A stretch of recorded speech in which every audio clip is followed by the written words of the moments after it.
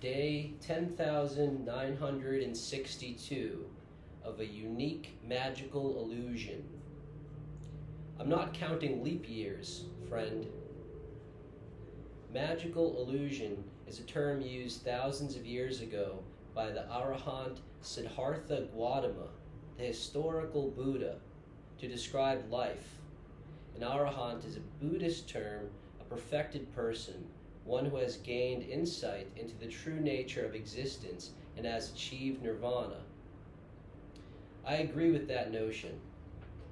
I agree that cultivating the senses and not craving too much material for oneself renders the best experience of the magical illusion. I see illusions every day, like the black and gold Maine Coon cat at the end of my bed, which is really a shirt I'm preparing to give to Goodwill. He keeps startling me. I think it would be good to do public good if we could all agree on the illusory nature of our lives. But that does not mean things aren't real or that we don't have a purpose.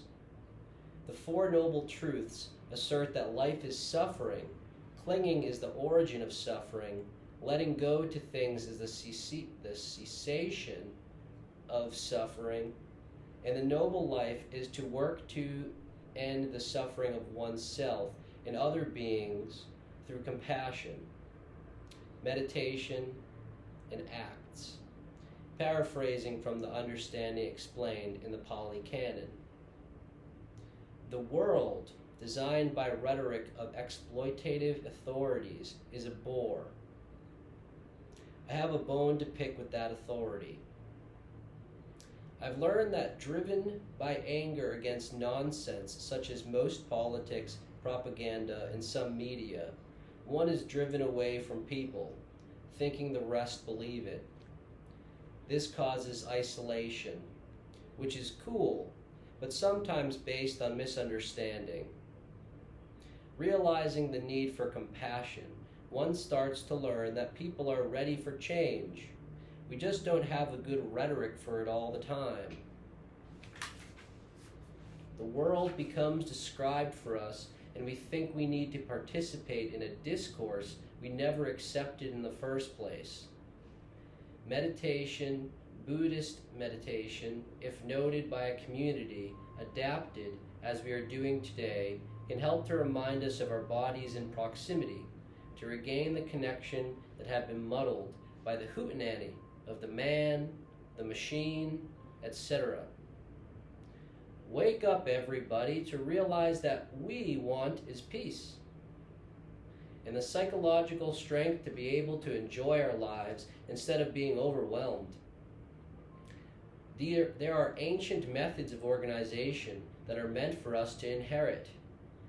Dancing Kathy shouts on Saturdays with her portable radio, "Wake up!" She embarrasses me, humbles me, and amazes me with each sighting. I once got to give her a high five. After all, the Catholic does say it is good actions that get one to heaven, and there's a reason for that. I know there is. Phew, thank God, I'm out. Anyhow, I woke up today early in the morning and went to sit on my couch and wait for the sun to rise. But I could not stay still for long and went back and forth from my couch to my bed until I fell asleep on one or the other, then woke up at a more reasonable hour. The first thing I did was sit up and review a very good sentiment I picked out of the Pali Canon recently, that being that thought is the result of exaggerated notions. Exaggerated notions. Yes, indeed, I can. So I sat, mildly giggling at my quantum leaps of reasoning and my recreations of remembered rooms I'm no longer in. And I sat till 11 o'clock when I had a steady, strong mind to start the day. I went to the kitchen and started to cut the watermelon that I've been keeping in my fridge. I cut the green spheroid into halves, then cut the melon in halves into slices, then cut the amalgamate of slices into chunks. Phew. I ate a few nice chunks of watermelon. I texted with my mom and stepsister.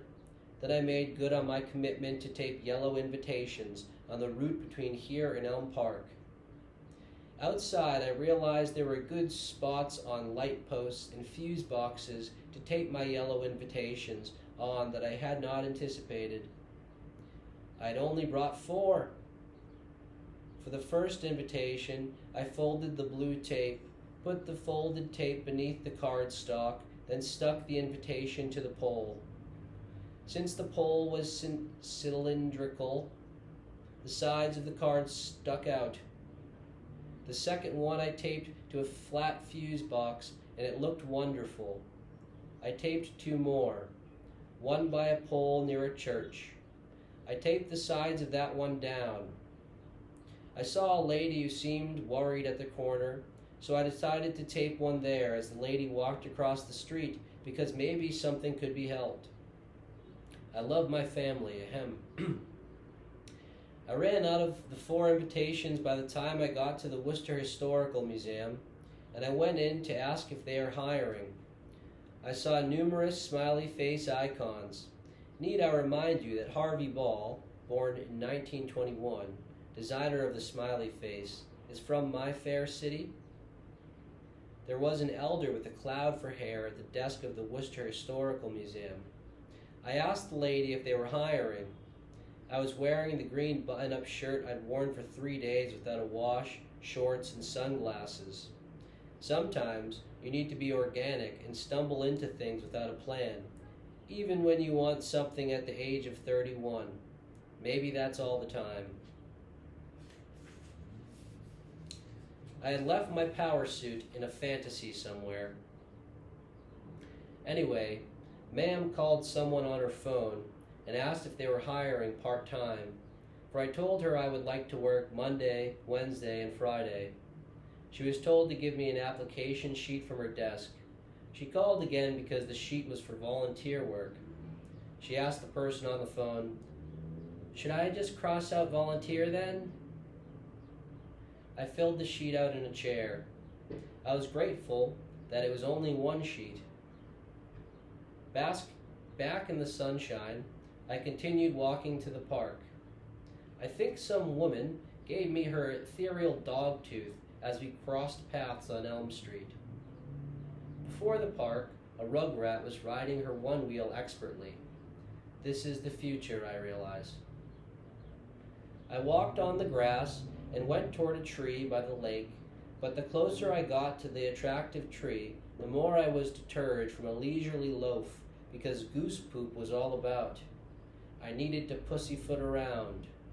I stood by the pond, which has a low level of water, and I watched a goose and some other little bird on the water. There was a vagabond couple. I trust people who loaf in parks. I knew if I sat there and meditated, they'd dig it. A sister of mine was there playing with her hand in the air. I retreated to another tree and sat with my back to the tree. I pondered the axiom that thinking originates from exaggerated notions.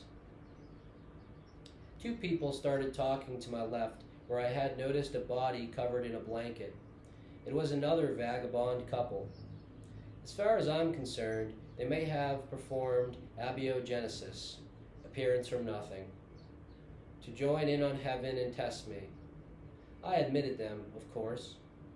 And the man said to the lady that he wanted the crack, but I think he only meant weed. Maybe he meant crack. And he said kindly, "You're like a little squirrel." I saw beauty in all the souls walking around the park. There was a triumvirate of walkers in the distance who seemed to agree. Another sister of mine walked around the lake twice. It was quiet, and I realized my exaggerated notions. St. Peter. Giant. A friendly ant crawled onto me. I liked to look at it. I did try to remember what it was about ants and their antennae. They smell with antennae. I let the ant roam on me free range until it got on my neck because I wanted to keep it in my sights. I put it back on my leg. A squirrel neared.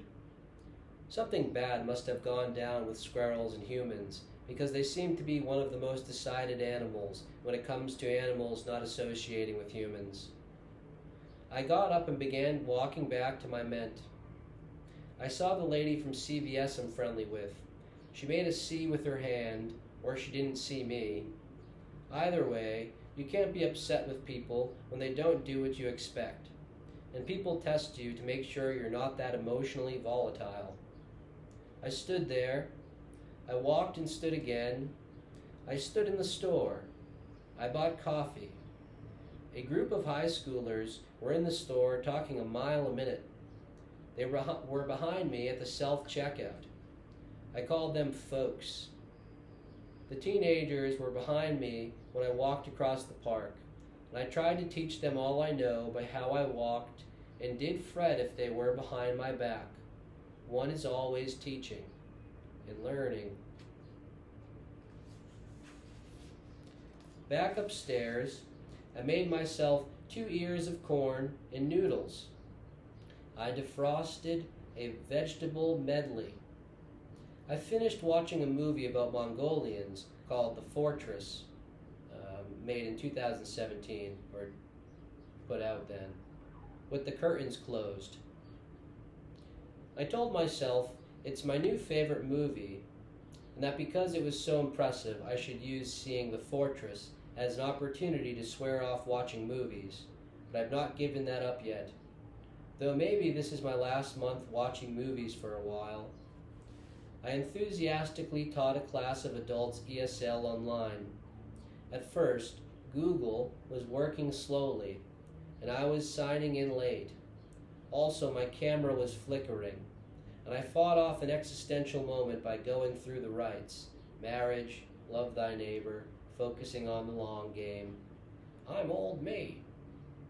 In the wrong company, over-caffeinated me is a manic maniac, and that's why we need to learn to hold our tongues and also make our homes temples. I went to the gym and invited 2 people to my lecture. I would write in more detail, but I've worked out and now I want to sit down and relax. I plan to get up early tomorrow and visit the Boundless Way Temple / Worcester Zen Center. It's 1 a.m. Happy day 10,963 to this one. Keep up the good work, body. Prove that life can be good for new lives, as babies are born every day. Cherubs.